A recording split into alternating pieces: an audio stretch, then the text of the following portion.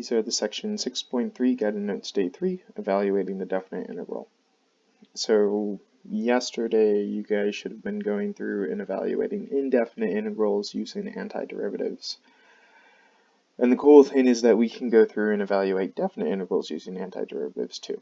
What we want to do first is kind of define what a definite integral is and what an indefinite integral is, and we can go from there. So the definite integral is a function defined in a closed interval from a to b.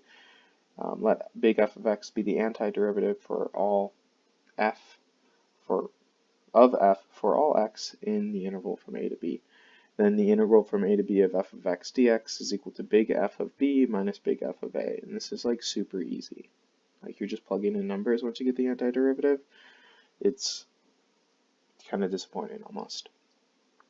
This theorem is really important. It's actually the fundamental theorem of calculus. It's the evaluation part. We'll talk about that more in 6.4.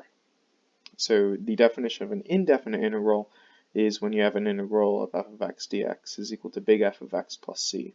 So this means that the derivative of big F of x is equal to f of x for all x in the domain of x. So the process for finding indefinite integrals is called integration, and the c is called the constant of integration.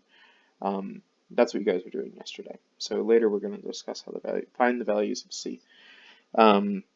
It's really important to distinguish between definite and indefinite integrals.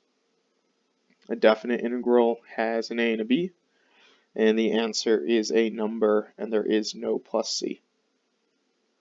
An indefinite integral does not have an a or b, and the answer is going to be a function, and there is always a plus c. So that's really the big difference there. So all I'm really going to ask you guys to do today on the homework is go through, practice what you did yesterday, practice evaluating definite integrals and indefinite integrals. So you're going to find some antiderivatives, then you're going to evaluate some indefinite integrals, and then you're going to evaluate some definite integrals. The definite integrals is the new thing.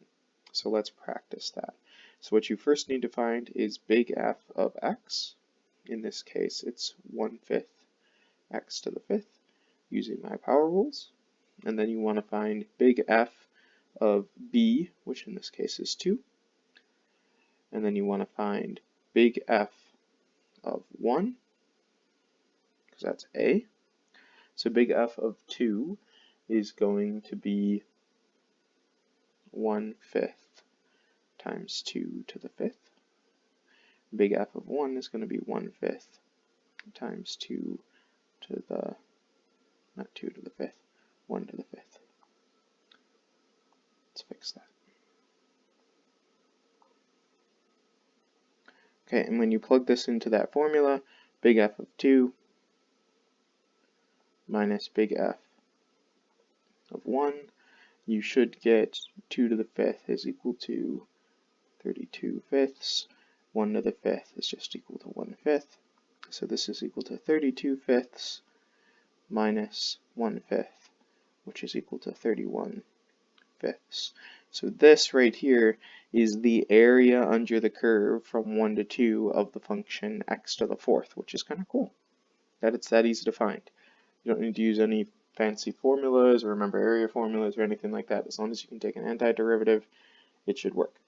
Let's try example 2. First things first, what is my antiderivative? My antiderivative is x to the 5th plus, this becomes 4 times 1/2 x squared, or 2x squared, minus 6x. Okay, so this was a little bit trickier because you had to do some thinking. If you want to write it out and write out your constants in front and then multiply them afterwards, that's totally okay. But as long as you can get here, you're good. Okay. And then the real thing here is look and see, how are you integrating? Do you have an a or b? No, you do not. So you put plus c, and this is your answer right there. You're done. Nothing else to do. So remember, f of b minus a if it's a definite integral, and just put a plus c if it's not after you find the antiderivative. And that's all that you got to do. It's super easy, straightforward. Good luck on the homework.